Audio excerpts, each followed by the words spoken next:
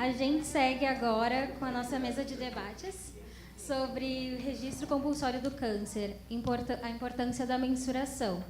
Então, a gente vai contar com a participação do Thiago, da Aline, da Joana, da Gladys Helena Silva. Mudou a pauta? Mudou a pauta. Mudou a pauta. Eu achei que ia ter Não, Gladys Helena Silva, gerente de Vigilância de Agravos da Diretoria da Vigilância Epidemiológica da Secretaria Estadual de Santa Catarina. E a Leoni Margarida Sim, presidente da AMUC. Elas estão aqui para contar para a gente um pouco como funciona o registro compulsório que já acontece em Santa Catarina.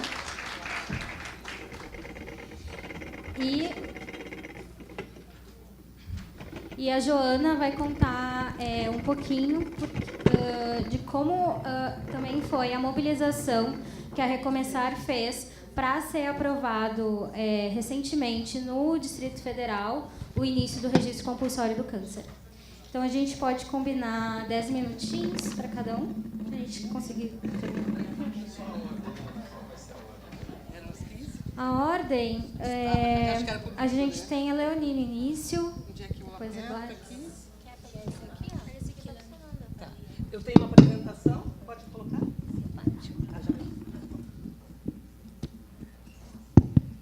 Bom dia, é uma alegria estar aqui com vocês. Eu gostei muito de poder participar desse debate, porque vai mostrar um trabalho longo que nós fizemos pela notificação compulsória do câncer. E agradeço muito essa oportunidade, Mayra, de nós podermos conversar sobre esse tema e que ele voltou à pauta, que nós há anos estamos brigando para que esse tema permaneça na pauta e ele quase que sai, mas ele volta. E agora acho que somos aliados, né? Achei muito importante hoje todas as apresentações, porque tudo que se ouve agora nas pautas mundiais e nacionais sobre o câncer incluem data. Todos falam em dados, né? Então, no início, Mayra, quando tu trouxeste os números do nosso guarda-chuva, impressiona, né? Mas esse é o tamanho da nossa legitimidade. Então, isso eu fiquei pensando e me emocionei. Eu estou numa fase que eu me emociono, então, muito mais, porque eu estou mais sensível. Mas eu me emocionei, nós estamos muito fortes na nossa legitimidade, somos muitas. Depois, a doutora Érica nos trouxe dados sobre as mulheres, sobre os indicadores, sobre a situação das mulheres no Brasil e no mundo. E o que nós vimos? Os determinantes sociais. Nós vimos que os determinantes sociais estão diretamente ligados às condições das mulheres. E nós sabemos que as mulheres com câncer de mama, que têm uma condição social e econômica mais precária, mais vulnerável, ela também sobrevive menos e ela também tem menos qualidade de vida, sente mais dor, tem mortes miseráveis no câncer. Então, eu fiquei achei isso empolgante. Outra questão que eu achei empolgante, por incrível que pareça, eu acho empolgante, porque isso nos anima, nós temos dados, é a questão dos custos da saúde. Meu Deus, se nós conseguirmos mostrar para os gestores públicos e para os parlamentares, senadores, deputados, vereadores, inclusive, no nosso município, no nosso estado, nós vamos ter argumentos. Meu Deus, vai ficar mais barato? Qual é o gestor que não quer economizar? Então, nós precisamos saber traduzir isso. Então, isso eu queria dizer que é animador. Essas palestras todas foram muito animadoras. Bom, eu vou falar sobre a notificação compulsória, uma experiência de Santa Catarina. Deixa eu ver se eu me acho aqui. Cheguei. Bom, primeiro eu tenho que resgatar a Lei Orgânica da Saúde, a 80-80-90, porque ela nos garante, nós temos que ter a garantia de que nós podemos ter dados epidemiológicos para o estabelecimento de prioridades, alocação de recursos e orientação programática. Então, isso é muito importante que nós saibamos que nós temos essa garantia. Opa, vai para cá. Bom, por que nós queremos dispor de dados? Por que nós queremos a notificação compulsória? Porque ela nos traz... O câncer, hoje, é uma epidemia, é considerado uma epidemia, e epidemias são notificadas compulsoriamente. Então, esta foi uma das entradas que nós damos para tentar a notificação compulsória em Santa Catarina. Então, dados sobre a incidência por município no estado de Santa Catarina, auxilia no planejamento de ações do controle do câncer, decisões são baseadas em informações corretas e definição de prioridades para a alocação de recursos. Bom, hoje nós temos o registro de câncer de base populacional, que vocês já conhecem, mas ele é feito em capitais. Ele é muito importante, porque ele traz dados epidemiológicos, então eles são importantes, mas ele é uma visão retrospectiva, é uma análise retrospectiva.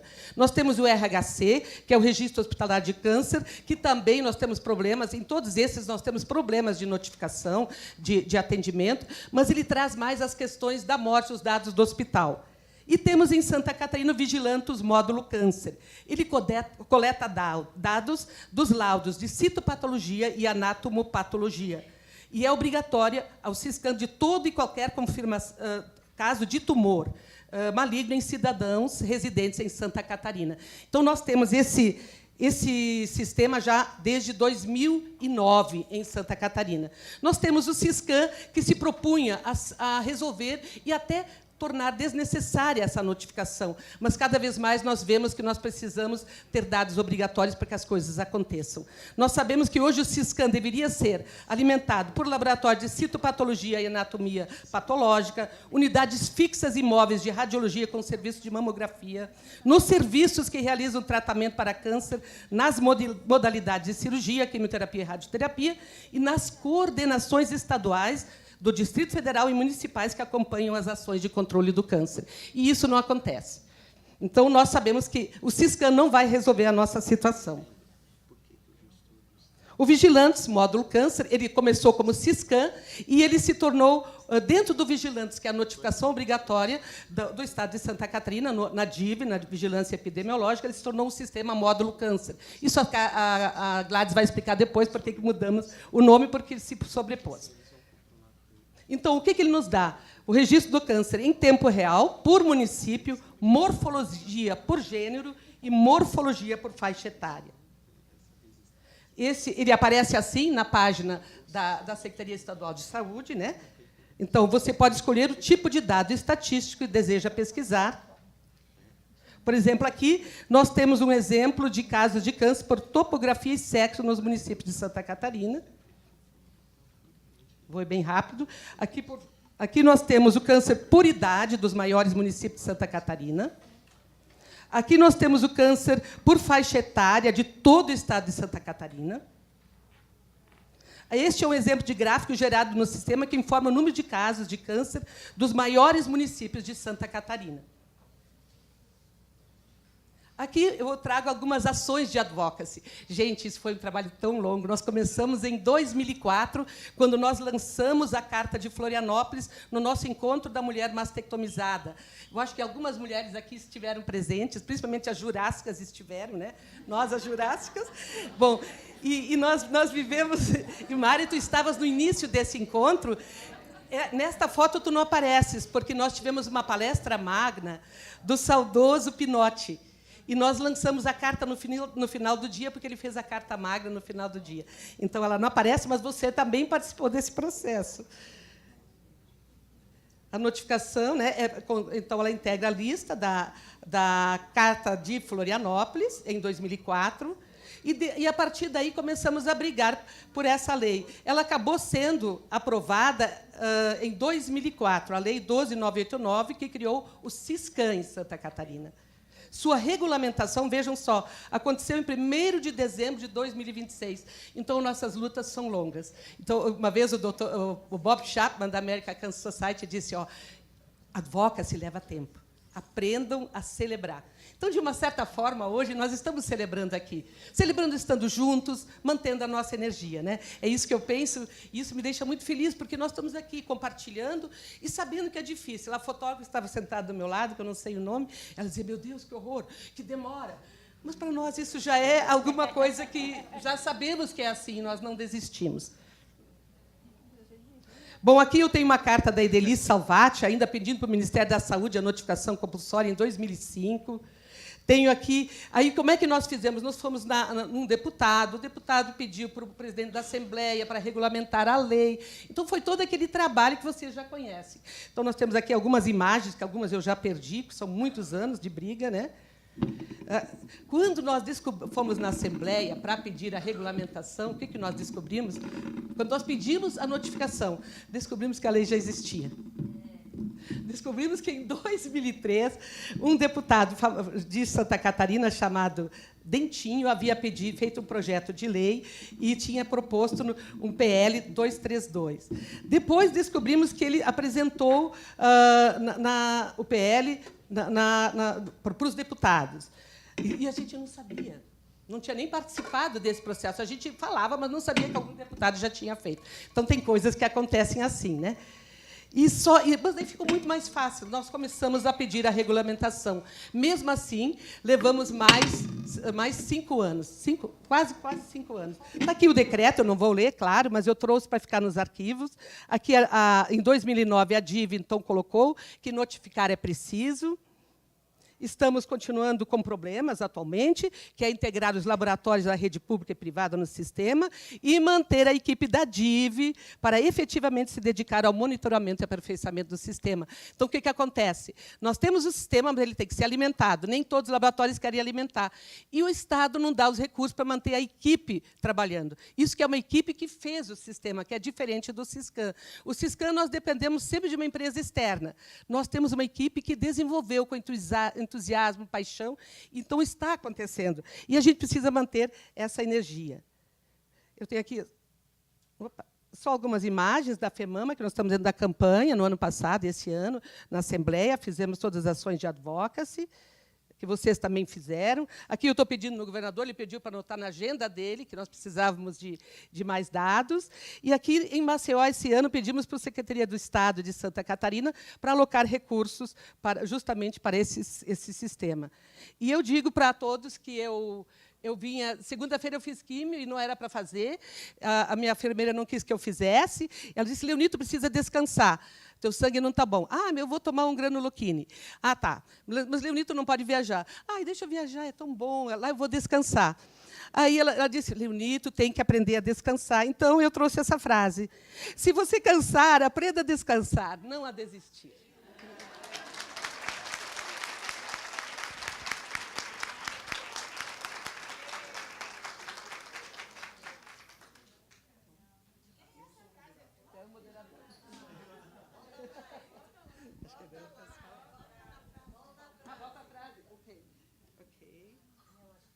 Acho que já tiraram. Mas depois eu vejo. Mas eu deixei disponível. Se você cansar, aprenda a descansar, não a desistir. Isso. Esse é o morro que eu olho todo dia. Eu moro no Morro do Teófilo, então eu sempre coloco que é a minha inspiração.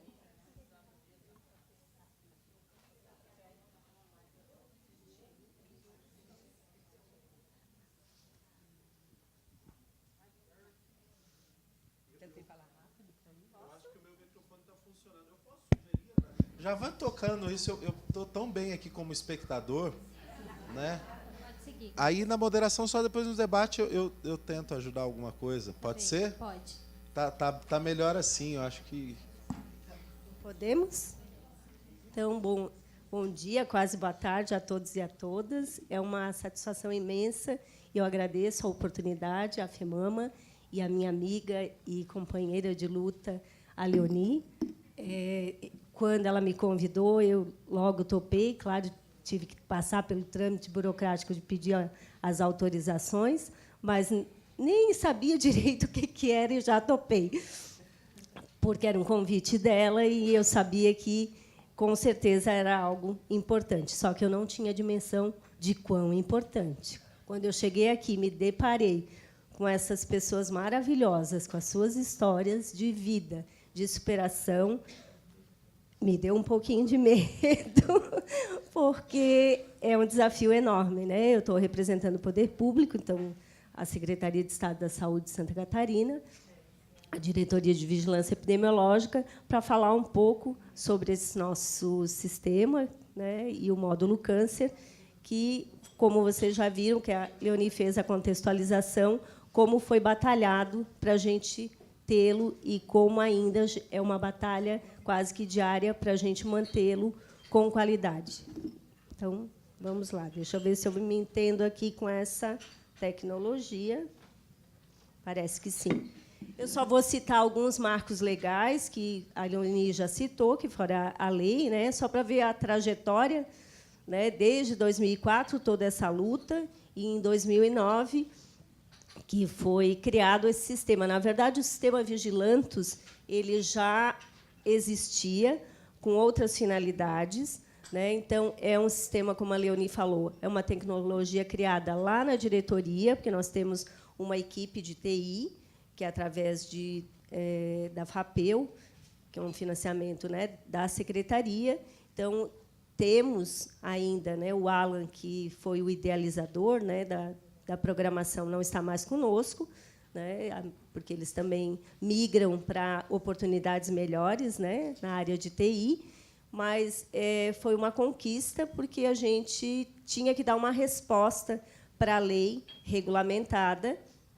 Então, a resposta que nós tivemos, ao invés de criar um novo sistema, foi aproveitar o Vigilantus, que nós já tínhamos, para poder criar o módulo câncer para atender o que regulamentava a lei. Então, foi essa a nossa história do sistema.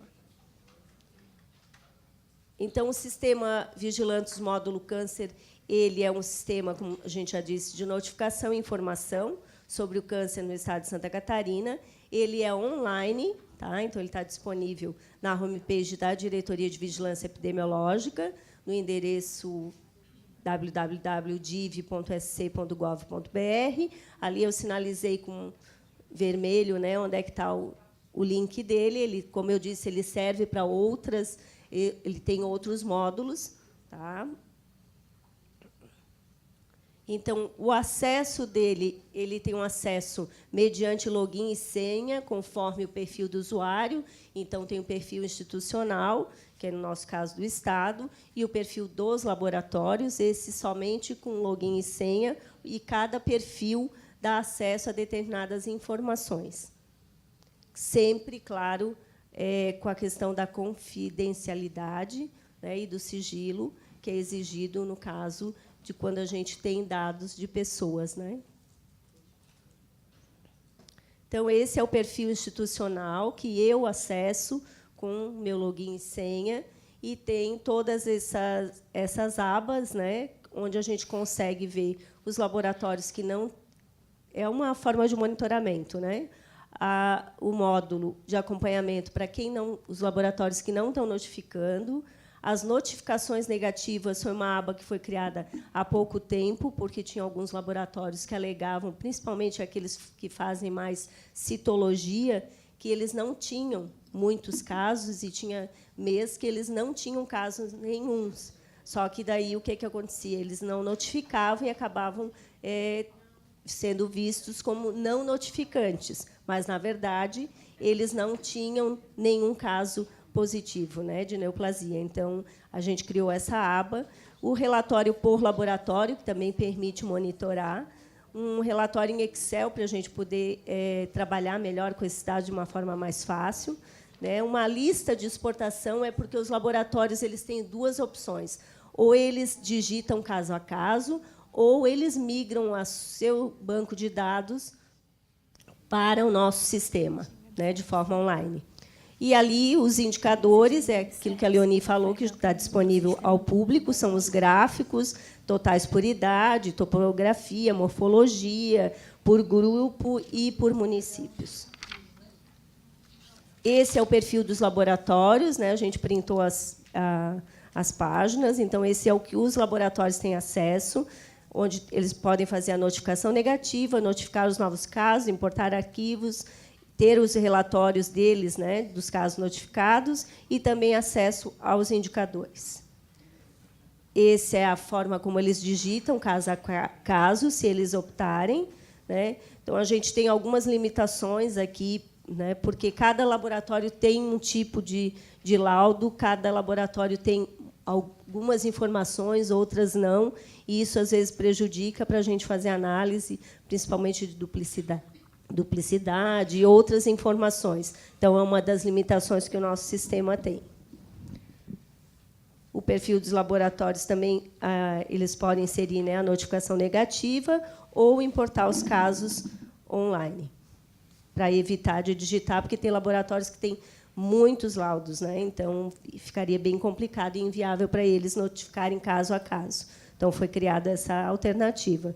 Também para eles, né, poderem ter acesso à lista de notificações negativas, os casos notificados, né? Esse é o perfil público que a Leonie já explicou, e ali tem os relatórios, né, de casos de câncer.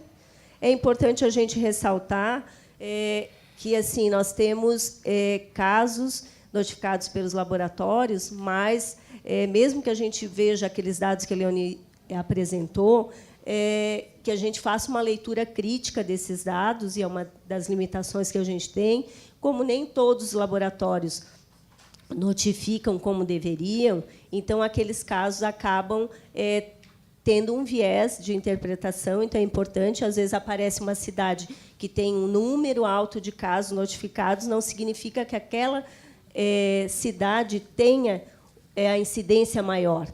Muitas vezes ela é referência para outras cidades. Então é importante a gente fazer essa leitura, né, de não achar que Florianópolis ou Itajaí ou Joinville tem o maior número de casos, tem uma incidência maior, né? É importante fazer essa leitura, por quê? Porque lá tem um número maior de serviços, tem laboratórios que notificam regularmente, então isso acaba dando um impacto maior nesse número de casos. Então, é muito importante a gente fazer essa leitura, né, quando a gente for lá acessar e ver esses dados e achar que mas Itajaí tem muito caso. Não, Itajaí tem um laboratório, né, municipal que faz notificação regularmente, então vai aparecer mais. E aqueles que não estão notificando acabam aparecendo menos casos.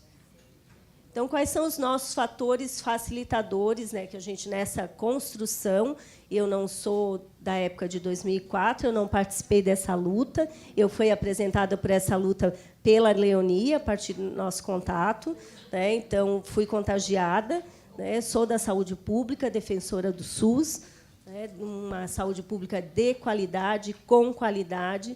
Então, mas a gente sabe que trabalhar com saúde pública é um desafio diário, né, tem sido cada vez mais nos últimos tempos, né, então dá uma angústia muito grande, né, para a gente que é comprometido com a saúde pública. Então, mas a gente tem apoiadores, então a gente tem que... Aí estão dizendo que estão finalizando, mas eu estou terminando.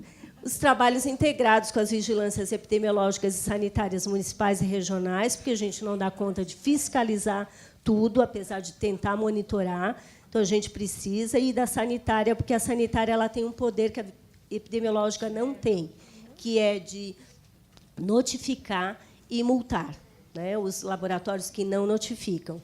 O Ministério Público de Santa Catarina também nos apoia bastante com relação a isso, tanto que teve uma época que nós tivemos um movimento da Associação dos Patologistas, que eles receberam uma orientação de que não era mais para notificar, porque eles estavam quebrando o sigilo, né? E aí a gente teve que recorrer ao Ministério Público, e o Ministério Público chamou para uma audiência o representante da ACM, do CRM e da CIMESC, e onde a gente pactuou e foi documentado de que não, que era necessária a notificação, que era responsabilidade dos laboratórios e que eles deveriam fazê-lo. Assim como a notificação negativa também foi fruto disso, da fiscalização do Ministério Público, que um laboratório não notificava recorrentemente, e aí ele foi chamado também para audiência, e nós participamos, sentamos com a representante do laboratório, e aí ela disse, mas eu preciso que tenha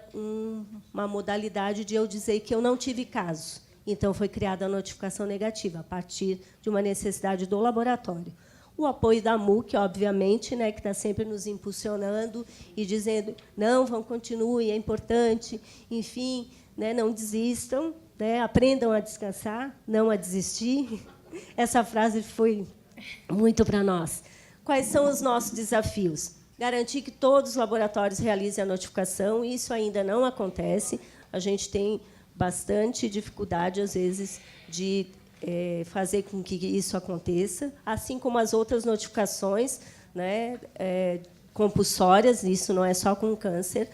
a rotatividade e a insuficiência de recursos humanos na nossa divisão, né? Lá na DIV, a gente já teve muitas perdas, né, por pessoas que saíram, se aposentaram, foram para outros lugares, enfim. Então, isso acaba criando uma dificuldade, porque a gente não consegue fazer tudo, a gente não faz só a vigilância do câncer, né? Então, a gente acaba realmente tendo essa dificuldade. E a gente acredita que o fortalecimento do Siscam é o caminho, né? A gente já tem um sistema que é nacional, que deve ser melhorado, que deve ser realmente reforçado, que ele ainda não gera relatórios gerenciais, e isso é um problema sério, porque daí os municípios e o Estado não conseguem monitorar adequadamente, né? A questão do segmento também não está acontecendo, então é um problema, né? Porque a gente não sabe como está acontecendo o resto, não é só notificar, tem que acompanhar para saber o que aconteceu com esse usuário.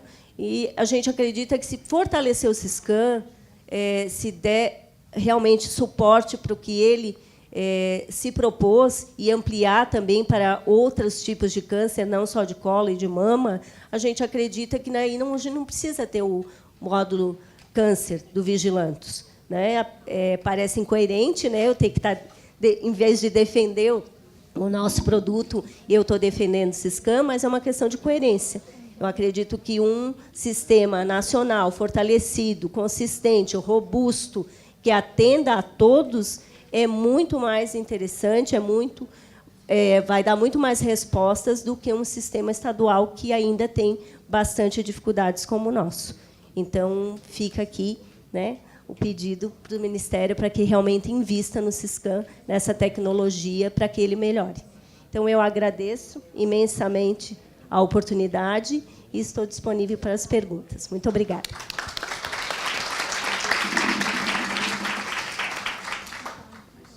Deixa eu só fazer uma ilustração aqui. Eu não sei se está todo mundo entendendo qual que é a proposta. Assim, existe registro de câncer, e a proposta que as ONGs fizeram, que a FEMAMA encampa, é que o registro tem que ser obrigatório. Ser compulsório significa que você não pode escolher não fazer. Você vai ter que fazer, e isso foi motivado por uma adesão muito simples. O Ministério da Saúde apresentou junto ao INCA um estudo em 2016 sobre mamografia. E foi lá que eles decidiram, por exemplo, que a mamografia para baixo dos 50 não é prioritária. E lá é justificado porque o índice, há algum problemas nas mamografias, há um índice de falsos positivos e tudo. Foi feito um estudo com um universo fantástico de 2%. E o TCU, em 2013, descobriu que nós só registramos 43% do câncer no Brasil. Então, o que nós estamos fazendo aqui? Nós estamos mostrando alternativas do Estado de Santa Catarina, agora do Distrito Federal, que falaram as gestoras, o Legislativo, junto aos gestores, junto ao Executivo, diz o seguinte: nós decidimos aqui no nosso Estado, município pode fazer também. Nós decidimos que nós vamos notificar nosso câncer obrigatoriamente. Por quê? Porque vai ajudar a contar o prazo, porque vai ajudar a alocar recurso, a pelo menos racionalizar recurso, a contratar quando eu preciso, enfim, essa é a ideia. Então, o que nós estamos fazendo aqui, vocês podem fazer nos municípios e estados. Só para ficar muito claro, hoje ele não é compulsório. Aí, quando a gente pega dados que estão meio incompletos, e a Aline falou isso um pouco, é porque os estados não fazem obrigatoriamente. Então, a gente descobre hoje no Brasil, a gente sabe do Brasil em relação à mamografia 2%, e a gente sabe em relação ao câncer 43%. Por isso que é o compulsório. Tá? Aí eu não sei se tem pergunta, só para ficar mais claro isso. Posso falar mais uma coisa? Eu acho que também, eu discordo, eu acho que nós temos que manter, porque a gente sabe, antes de pensarmos em abandonar a notificação compulsória, nós teríamos que ter o Siscam realmente funcionando, e não essa coisa que nós vimos hoje aqui, 10%, e olhe lá, né? Infelizmente, eu sei que tu está à frente, está empolgada, eu já vi mais outras pessoas, espero que tu dure lá, porque realmente... Eu sou servidora pública. Graças a Deus. Porque gente de boa fé, que se empolga com a saúde pública, nós temos, eles não permanecem, nós não temos pessoas. Então, hoje nós temos a notificação no Vigilantos, e a gente consegue ver, se eu entro agora, eu vejo vejo quantos casos tem até hoje em Santa Catarina. Eu consigo ver na minha cidade quantos são, e eu posso inferir, buscar, entender as causas. Por que será que algumas cidades, alguns municípios têm mais câncer? Nós sabemos que tem os fatores ambientais. Então, acho que ele pode acrescentar. O RCBP ele vai nos dar uma coisa lá depois, é de 2009, 2010 nós temos dados. E hoje me surpreendeu, que eu achei que o nosso blog, o rapaz do blog, como era o nome? Que ele iria, talvez, trazer dados mais atuais, mas ele ainda trouxe os dados da Globocan, de 2012. Então, não sei se isso, quem entende de epidemiologia, isso não está muito longe, não são dados muito defasados. Eu fico triste quando eu não consigo ver avançar. Todo ano eu procuro dados novos da carga da doença, dados mundiais, e ainda são os mesmos da Globocan de 2012. Então, isso entristece. Agora, gostei muito de que nós temos agora dados de custos. Acho que isso é o grande inovador, né? E quanto ao Siscam, eu acho que nós podemos investir na notificação compulsória. Bom. Só para esclarecer, eu não sou contra, não quero que acabe a notificação compulsória, né?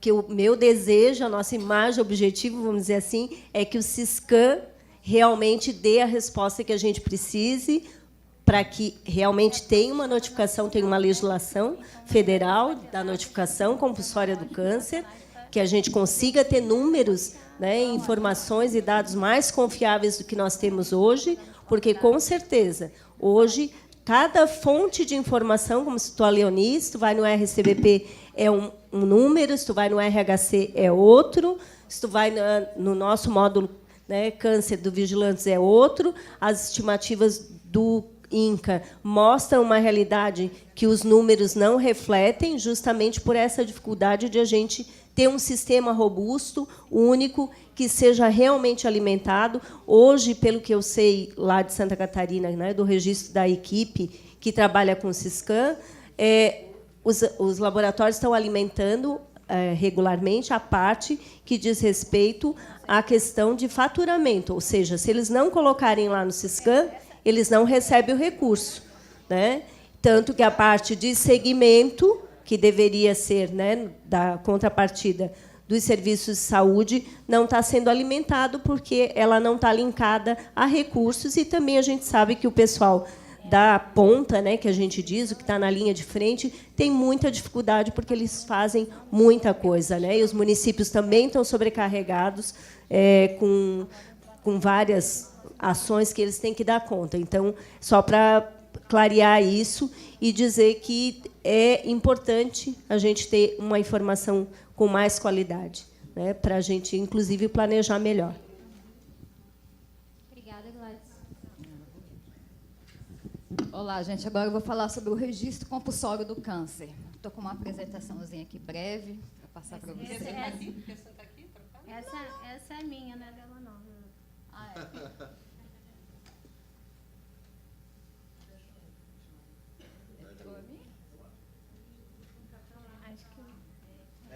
Tem que ser apontar para cá, né?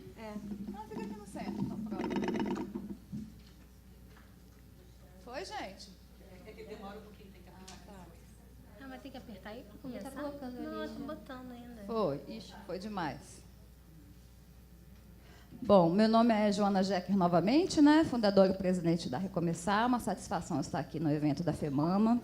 Inclusive, eu gostaria de agradecer publicamente a FEMAMA por todo esse aprendizado que eu adquiri nesses anos todos, né, de advocacy, que o trabalho que eu faço hoje é graças a vocês, porque vocês me capacitaram e me qualificaram para estar aqui. Obrigada. Bom, gente, então, como eu falei, a gente está com um projeto de advocacy, né? Então, por que o registro compulsório? Nós precisamos, para fornecer dados epidemiológicos que proporcionem o melhor entendimento da dimensão da doença do Brasil. no Brasil. Como foi falado aqui, a gente não tem dados, a gente não conhece o câncer no nosso país. E a gente precisa conhecer para a gente poder combater de forma eficiente. Então, o grande mote do registro compulsório é isso, é entender a doença, é saber onde ela ataca mais, em que estado. Então, a gente precisa ter esses dados, né? Inclusive a idade de diagnóstico das pacientes, o tempo de tratamento, que é o que eu vou falar aqui agora, para estabelecer dispositivos técnicos para o efetivo cumprimento da Lei 12.732, de 22 de novembro, conhecida como a Lei de 60 dias. Né? Como a gente vai monitorar se a gente não tem um registro lá de quando o paciente entrou no sistema? Né? Então, é muito importante que a gente tenha esse registro compulsório instituído em todos os estados do Brasil e nos municípios também, para que a gente conheça o câncer no nosso país, porque, senão, a gente vai ficar dando murro em ponta de faca. Sem os dados, a gente não tem como sentar com os gestores, sentar com os parlamentares, para a gente poder conseguir melhorias, né, para o nosso atendimento. Então, como conseguir o registro compulsório para o câncer? Tem algumas formas, né? Eu não sou entendedora, mas eu dei uma pesquisadinha, uma estudada. E, assim, através de projetos de lei, né, que é feito pelo deputado, pode ser o deputado federal, ou então o deputado estadual, né? Ou através do projeto de lei ou decreto que é feito pelo governador. O governador do seu estado, pode fazer um decreto ou uma lei que institui o registro compulsório no seu estado. Ou através de portaria, que é feito pelo secretário de saúde, né, o estadual de saúde. Só que o decreto e a portaria não incluem clínicas e hospitais privados, gente. Então, essa é uma lacuna, né, da portaria e que na lei inclui. Então, assim, se vocês forem batalhar, prefiram batalhar pela lei ao invés da portaria, mas a portaria é melhor do que nada, né? Então, só que a única coisa que não dá obrigatoriedade para clínicas e hospitais particulares e privados em fazer o registro compulsório. O registro compulsório do câncer, né? Como eu já falei inicialmente, a Recomeçar foi contemplada em edital FEMAME Extra, com o projeto de advocacy para instituir o registro compulsório do câncer no DF e nos estados da federação. No Distrito Federal, gente, nós conseguimos, graças assim, a muita batalha, eu estou desde o final do ano passado com essa pauta, lutando por essa pauta, e assim, a gente conseguiu uma vitória recentemente, mas eu vou contar mais ou menos como é que foi. A gente solicitou apoio, inicialmente, do deputado distrital Rafael Prudente, que prontamente propôs o projeto de lei 1371/2016, que está em tramitação na Câmara. Nossa primeira tentativa foi projeto de lei distrital. Tá? Nós entramos em contato com o deputado, que ele é presidente da Frente Parlamentar de Combate ao Câncer na Câmara Legislativa do Distrito Federal, e ele, sensível à causa, prontamente elaborou o projeto de lei. O assessor dele me disse: Joana, esse projeto de lei tem grande chance de não passar, não ser votado, né, não passar. Por quê? Porque pode dar vício de iniciativa, porque cabe esse tipo de proposição, não cabe ao Poder Legislativo, e sim ao Poder Executivo. Então, o que nós fizemos? Nós procuramos o governador de Brasília, Rodrigo Hollenberg, e me reuni com a primeira-dama, a doutora Márcia Hollenberg, para a gente pedir o apoio do GDF, né, que nós precisávamos, não só, a gente já tinha o apoio do Legislativo, só que a gente precisava do apoio do Executivo. Então, a gente se reuniu, né, apresentamos a pauta, apresentamos a importância do apoio, né, do Distrito Federal, e aí a gente conseguiu levar essa demanda também ao secretário de Saúde. Inclusive, na Conferência de Saúde da Mulher, que teve em Brasília, agora, mês passado, eu sou delegada, né, eu sou do Conselho de Saúde de Brasília, e eu fiz uma moção solicitando que o Distrito Federal, uma moção de apelo, né, solicitando ao Distrito Federal que instituísse o registro compulsório do câncer. Então, a gente, além de falar com o governador, além de conseguir um projeto de lei, a gente também falar com o secretário de Saúde, a gente fez essa moção, que foi no evento público, o evento da saúde da mulher. Então, foi uma outra forma de pressionar o governo para instituir o registro compulsório. Então, em resposta à nossa abordagem em Brasília, em 20 de julho foi publicada a Portaria 350, de 11 de julho de 2017, que garante que institui o registro compulsório do câncer no Distrito Federal. Foi uma grata satisfação para a gente conseguir essa vitória para Brasília, né? E agora a gente vai estar na Câmara para tentar conseguir que os parlamentares de cada estado da federação leve para o seu Poder Executivo essa pauta, que é tão importante. Então, o que nós fizemos? Tem 513 deputados, né, deputada, lá na Câmara. Então, como que a gente não tinha como chegar nos 513, procurar todos para falar, o deputado, deputada, nos ajude a instituir o registro compulsório no seu Estado. Então, nós escolhemos 56 parlamentares para levar a pauta do registro compulsório para o seu respectivo Estado.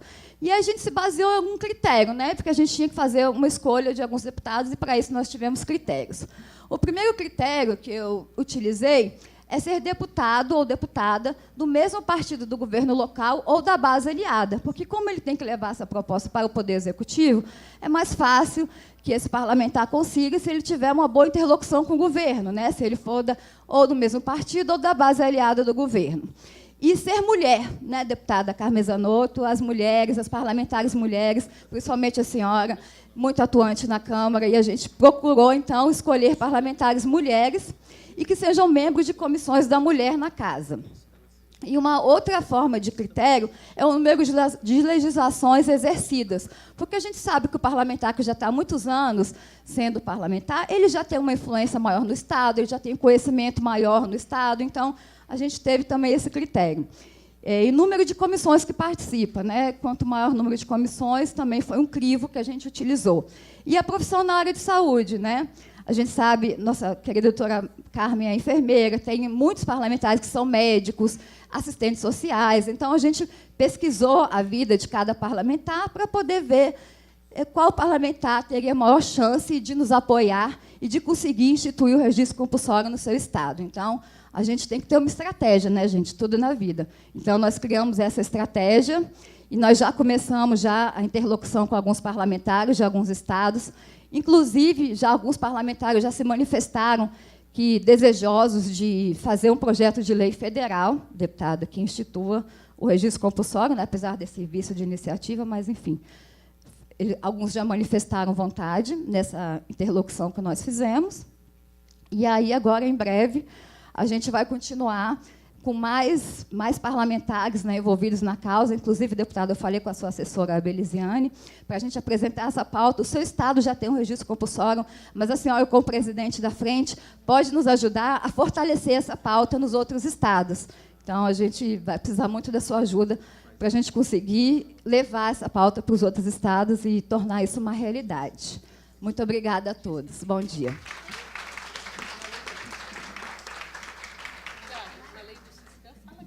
Então, gente, não resta dúvida de que... Então, não resta dúvida de que o registro obrigatório é essencial. Eu acho que, quando a gente recebeu esse convite, foi muito positivo, porque estamos discutindo isso na CIT. De que forma a gente vai operacionalizar esse registro. Eu trouxe, sim, algumas questões, mas, sim, antes de começar a minha apresentação... mas a questão, acho que, além da importância do registro, é essa necessidade de sensibilização das pessoas que têm que alimentar os sistemas, né? Eu quero parabenizar a Santa Catarina, e também a iniciativa da Joana, né, em Brasília, porque isso dá força para a gente, né? Porque a gente fica batalhando, tem que usar o Siscam. O Siscam, para a gente habilitar o serviço em alta complexidade, uma das condições é ele usar o RHC e usar o Siscam. Mas a gente pode até pensar numa forma diferente de olhar essa habilitação, porque atualmente a gente é autorreferido. Ele tem um checklist que ele diz assim, eu uso ou não uso. E a gente tem observado que ele pode estar cadastrado, mas ele põe um registro. Então, na verdade, não adianta, né, gente? O cara, ele só põe lá. É que nem quando você vai fazer um curso, você só liga lá e diz que está presencial, né? É isso, mas do ponto de vista de subsídio, para a gente batalhar mais recurso, identificar áreas que a gente tem que priorizar, porque existe isso. Por exemplo, a gente tem diferença nas incidências, a gente tem uma maior incidência de câncer de mama, por exemplo, na região sul e sudeste, e maior incidência de câncer de colo de útero norte e nordeste. E tudo isso a gente sabe por estudos epidemiológicos, né? Mas, assim, um dado concreto, ele dá mais força para ir para o debate e para a argumentação de que não, preciso organizar, ou então debater com o próprio gestor. Olha, verifiquei que você tem tantos casos registrados de tais tipos de câncer. quais são as estratégias? Por exemplo, que determinados tipos de câncer têm estratégias de prevenção que estão ligadas a estilo de vida. Por exemplo, câncer de colo. Câncer de colo está ligado a estilo de vida, alimentação, atividade física. E um percentual pequeno à questão genética. Então, você identificando que você tem uma incidência alta desse tipo de câncer, você pensa em estratégias de modificação de estilo de vida, né? E vai prevenir não só o câncer de colo, como outros tipos de câncer que a gente já sabe, né? Esse foi só um exemplo. Então, eu acho que a gente tem que voltar e sensibilizar também quem está usando. Sensibilizar o laboratório, sensibilizar o gestor. Porque, por exemplo, eu vou mostrar para vocês a cara do Siscam, rapidinho, né? Porque não tem muito tempo. Mas, assim, o Siscam ele tem vários perfis, como tem o sistema de vacina em Santa Catarina. Ele tem desde o laboratório, tem a coordenação estadual, coordenação municipal, coordenação federal, que somos nós, e todos eles têm um papel dentro do Siscam. Então, na verdade, a gente tem muitas limitações, que eu vou falar um pouco mais à frente do Siscam, que a gente está trabalhando, como foi dito, a questão dos relatórios. A gente hoje não tem como gerar relatórios que a gente fala de gerenciais no Siscam, porque a ferramenta do sistema não está aprimorada ainda com essa funcionalidade. Então, a gente está trabalhando com DataSUS para aprimorar essa ferramenta. Porque, assim, eu acredito que a gente tem uma parceria com o Ministério, com a Procuradoria-Geral da União, e a gente está desenvolvendo um projeto também para identificar de implementação do Siscam, e eles estão nessa parceria pensando quais as melhorias que a gente pode trazer. A gente tem uma parceria com determinados estados, estado de Minas, estado da Bahia. Tem pessoas que a gente faz que a gente pega sugestões de melhorias no sistema e a gente faz e eles testam, porque também a gente está com esse vínculo, vamos dizer, com esse canal com o usuário. Porque determinadas questões, você que está na gestão nacional, não tem nem assim, você não usa o dia a dia. Então, de repente, você não sabe qual o problema que aquela pessoa do laboratório. Então, tem problemas de todos os tipos. Tem do problema até mesmo do saber utilizar a ferramenta, que é o sistema, até de problemas operacionais. Por exemplo, algum campo que dá um bug. E a gente tem tido esse caminho, né? Até se alguém tiver alguma questão, pode encaminhar, tem um e-mail depois no final. Mas eu acho que o ponto crucial é a sensibilização da importância disso, porque, como o Tiago estava falando, é obrigatório para habilitação, é obrigatório na lei de 60 dias, mas, mesmo em sendo obrigatório nessas leis, não ocorre, porque também é uma mudança de concepção de importância dessa questão. Entendeu? Então, assim, as pessoas têm que entender que aquilo é importante. Não é uma coisa burocrática. Aquilo vai ser subsídio para a gente batalhar as questões relacionadas ao câncer. Então, eu vou mostrar, que meu tempo está acabando, eu vou mostrar rapidinho a cara do Siscam aqui para vocês.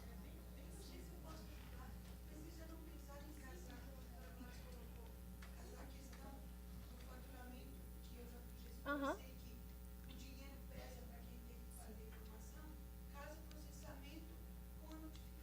Então, no Siscam, nós temos 2 módulos, né? A gente tem o módulo segmento, que são dos exames, que é o citopatológico e os exames relacionados ao diagnóstico de mama. E esse está atrelado a pagamento. Ou seja, o laboratório ele tem que botar lá para ele para gerar o BPA, que é o boletim, né, ambulatorial. E agora, em relação ao módulo tratamento, que, na verdade, ele vai englobar todos os tipos de câncer, não tem nada atrelado ainda. A gente pode pensar essa questão. Né? Então, agora, enfim, eu trouxe só um pouquinho um apanhado muito do que tipo de registro de câncer a gente tem. A gente tem o registro de câncer populacional, que já foi dito, o RHC e o Siscam.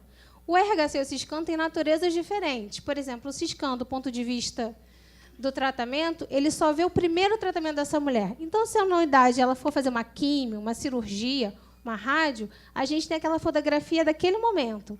O RHC não. Essa mulher vai entrar, ele vai ter, na verdade, a fotografia de toda a trajetória dela nesse hospital. Então, assim, são naturezas diferentes. Por exemplo, o RHC ele permite que a gente avalie a conduta desse médico, permite que a gente avalie outras questões também no hospital. E o Siscam, no módulo segmento, ele permite que a gente faça a busca ativa dessa mulher. Porque qual o diferencial do Siscam, por exemplo, para o sistema de informação ambulatorial? Que é onde a gente passa. A gente levanta quantos citopatológicos fizeram em Minas. A gente tem aquele total. Mas a gente não sabe quem é aquela mulher. Se no Siscam, o laboratório vai botar aquela mulher, vai ter o laudo com o nome dela, e, se der positivo, a coordenação municipal ou estadual do Estado, ele tem os dados daquela mulher para fazer uma busca. Será que ela conseguiu o tratamento? Ou ela sumiu no sistema? Entendeu? Caso ela não seja referenciada. Então, a gente olha a mulher, a gente não olha o dado agregado. Então, isso é uma coisa muito importante para você fazer acompanhamento. E você tem o diagnóstico e o segmento. Vamos supor, se você fez um exame citopatológico e deu inconclusivo, essa mulher ela vai para o módulo segmento. O que vai acontecer? Você tem que monitorar aquela mulher, porque ela não tem câncer, ou repetir aquele exame, ou então não deu uma lesão percussora, mas deu um outro tipo de lesão benigna. Essa mulher tem que ser acompanhada. E esse módulo de segmento dentro do Siscam permite que você ache aquela mulher e que você acompanhe ela. Assim, essa mulher ela tem que repetir o citopatológico. Vai repetir o citopatológico? Para ver a alteração, tem que ter um acompanhamento dela, porque ela pode ser que desenvolva outro tipo de lesão. Então, estou falando mais do citopatológico. Mama, a mesma coisa. Pode ser que ela tenha algum achado estranho. Você vai acompanhar essa mulher pelo segmento. Então, o Siscam ele tem muita potencialidade. Deixa eu só mostrar ele aqui. E eu acho que a gente tem que sensibilizar. Isso aqui já foi. Cadê? Só falando aqui. Já falei um pouquinho do registro de base complementar, registro hospitalares, RHC. O RHC ele é de gestão do INCA. E tem uma página do INCA que você tem acesso a todas essas informações. Por exemplo, aqui, tempo de tratamento. Você tem isso no RHC. O problema do RHC, no ponto de vista da gestão, é que ele tem um delay de 2 anos. Então, fica complicado, né, para você planejar ali a sua gestão, você olhando o dado de 2 anos. Entendeu? O Siscam não. O Siscam é aquela imediata, né? Siscam. Como é que surgiu o Siscam? Rapidinho. Ele veio, na verdade, ele foi a junção do Siscolo e o Sismama. Quando ele foi idealizado, ele surgiu somente como módulo segmento e tratamento. Só um pouquinho. Só mais um pouquinho, já estou acabando. Senão a gente vai ficar sem almoço, estou sabendo. Enfim, depois que já estava sendo elaborado o módulo tratamento e segmento, foi colocado, e após a lei de 60 dias, foi criado o módulo treinamento, o tratamento. Isso deu um pouco de problema. Por que dizem que o Siscam tinha muito problema de acesso? Porque ele, na verdade, ele virou um Frankenstein, entendeu? Ele era para uma coisa, virou para outra, e a gente estava tentando organizar ele do ponto de vista operacional, porque ele não foi pensado para isso. Mas, enfim, a gente já evoluiu bastante. Estamos sempre... Esse aqui do lado, olha, tem o Siscolo e o Sismama, e aí a tela inicial do Siscam. O Siscam ele já está integrado ao SINES, ao CAD-SUS e o SCPA, que são sistemas de cadastro tanto dos estabelecimentos de saúde quanto dos profissionais. O que ele faz? Ele foi criado para gerenciar mamografia, cito, histopatológico e o tratamento inicial. Então, aqui eu trouxe um pouco do módulo do tratamento. Como é que é a tela do tratamento? Ele é assim, tem essa tela inicial. Eu não estou enxergando, mas, enfim. Você tem aqui para colocar o novo diagnóstico, caso novo. Porque o que acontece? Os dados que os laboratórios colocam no módulo segmento, eles migram vamos dizer, diagnóstico positivo de câncer para mama e colo. Ele migra automaticamente no sistema, mas os outros tipos de câncer não. Por exemplo, quando esse paciente ele vai chegar na unidade de atendimento dele, aí o que acontece? Aí ele coloca no sistema da alta do laudo. Isso que tem acontecido. Que assim, ele foi laudo positivo do exame tal dia. Aí o sistema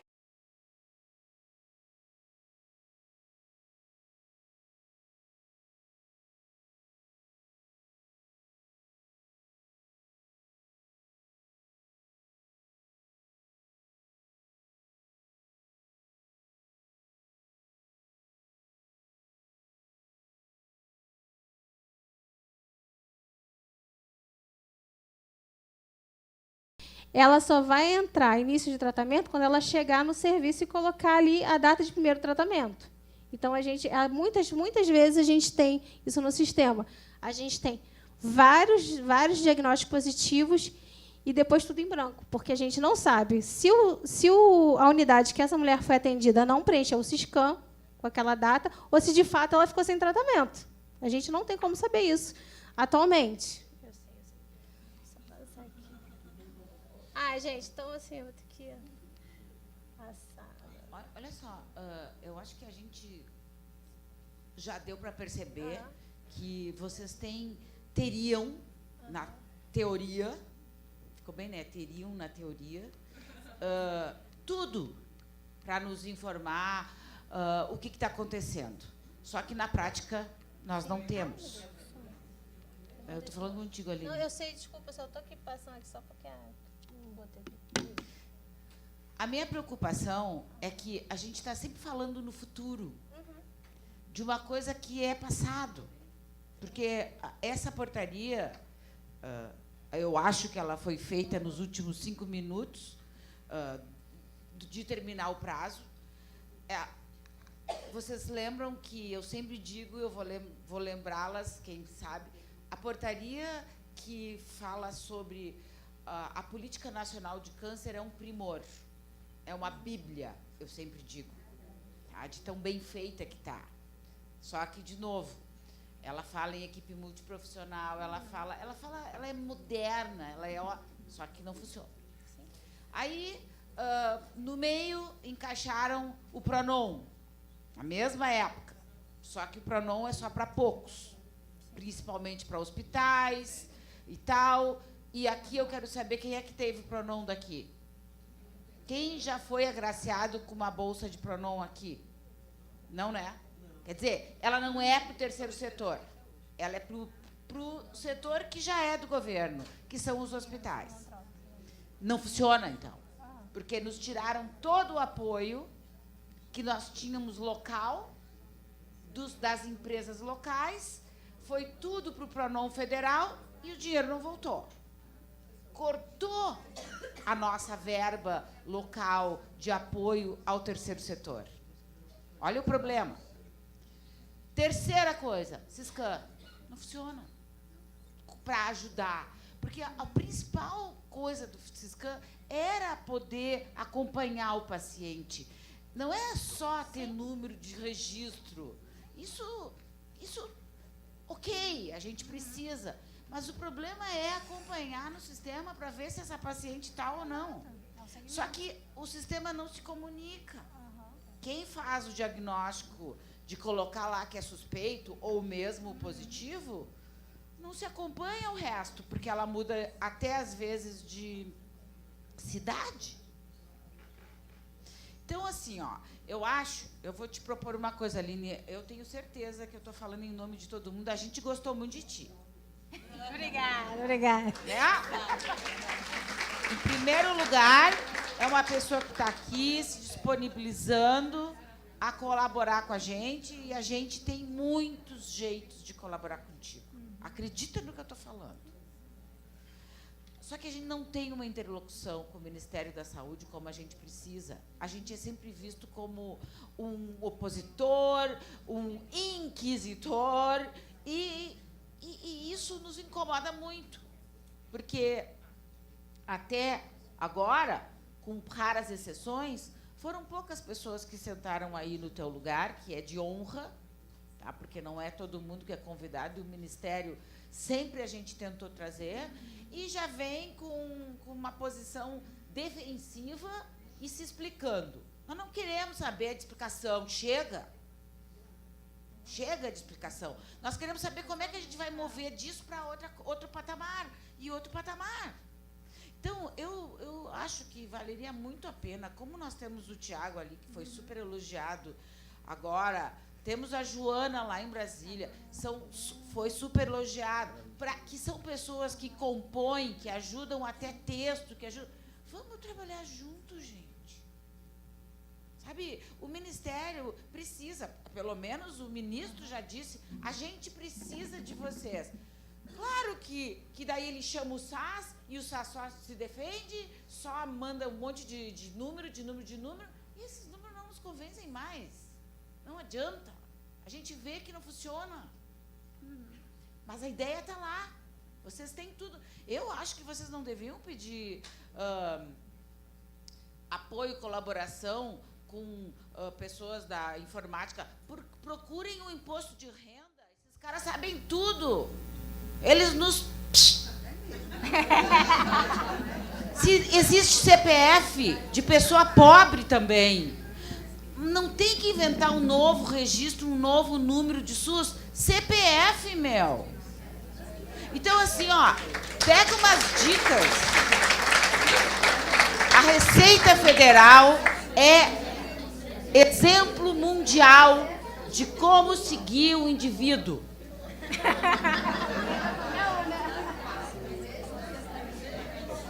Não é? Vamos sentar junto. Eu boto o Tiago, a Joana, você com o pessoal da Receita. Eu estou falando sério.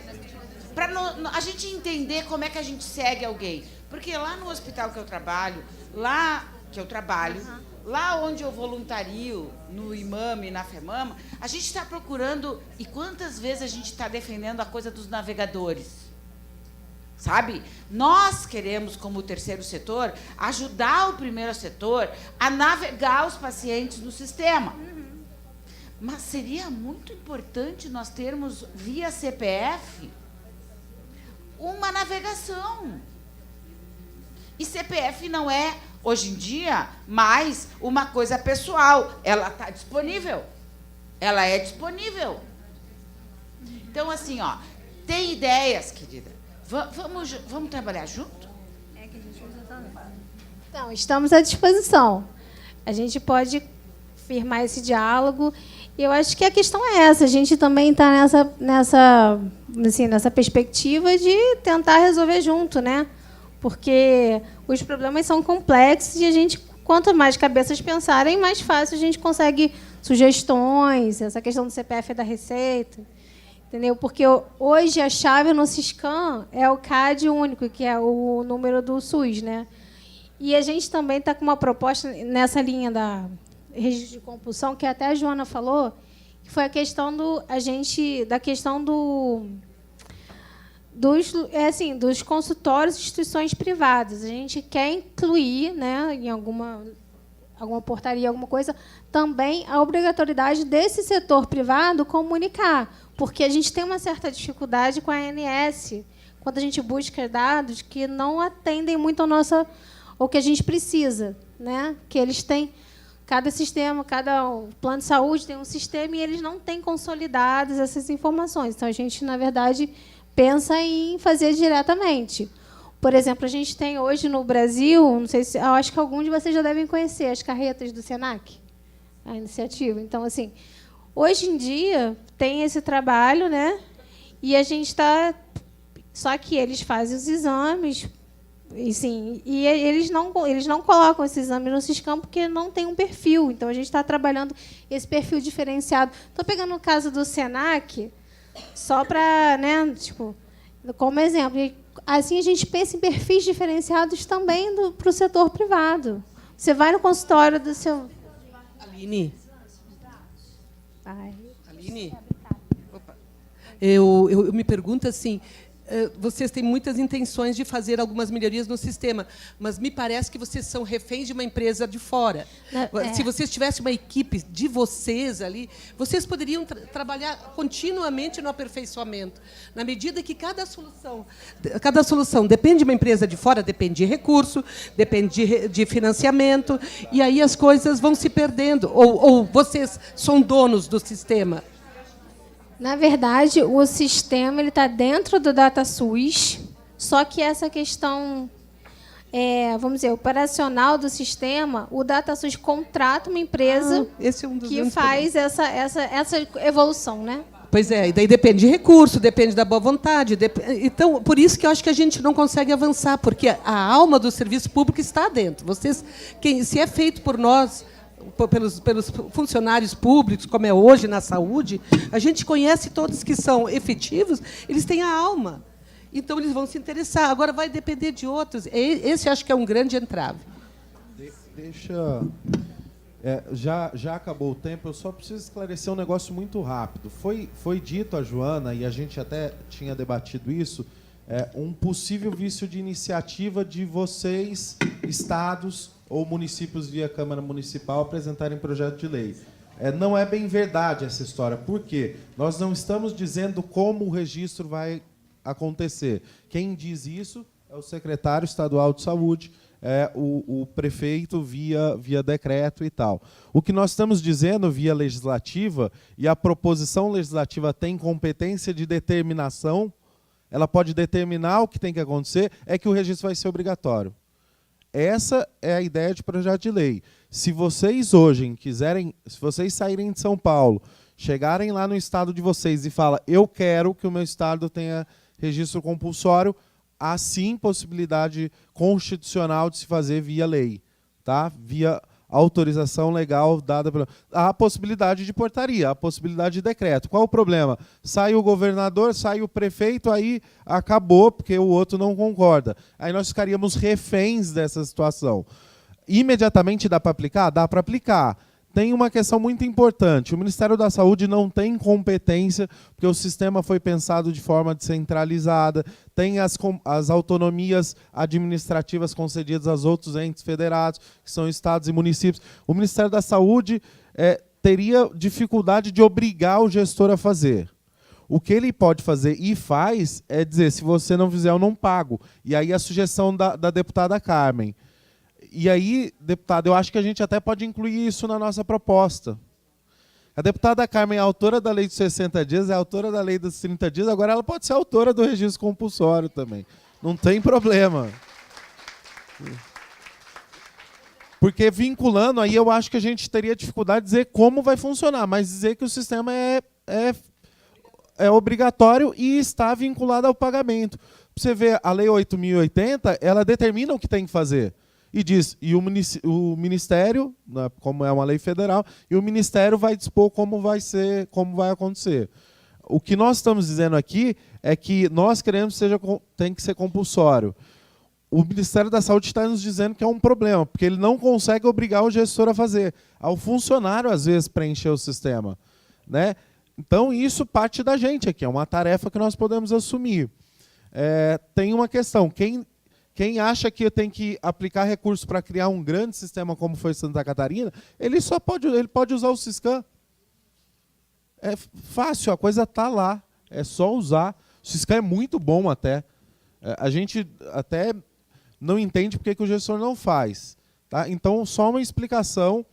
Se alguém aqui quiser sair debaixo do braço com um projeto de lei, as ONGs já têm isso em mãos, já tem uma minuta disso para entregar. Quem quiser usar a minuta para fazer decreto, pode fazer também decreto. Eu acho que não é a melhor alternativa. Mas pode ser um impulso o decreto começando para o legislativo, como aqui nós temos primeiras damas, que tem um corpo do executivo aqui, pode ser que com essa ação mobilize as assembleias, mobilize as câmaras, para elas se acordarem. Isso, muito obrigada, Tiago. Então, a gente vai encerrando agora o período da manhã, mas antes eu quero dar alguns recadinhos bem importantes.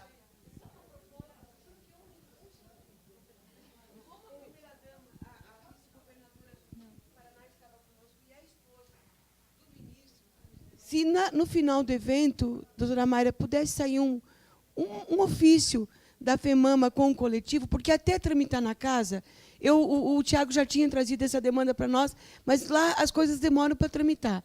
Se pudesse sair daqui um pedido baseado no evento do coletivo para a dona Cida Burghetti, eu tenho certeza que ela entrega para o ministro Ricardo Barros e ele com a equipe vai estudar e sai do executivo para o... É mais rápido. Tá bem. Obrigada.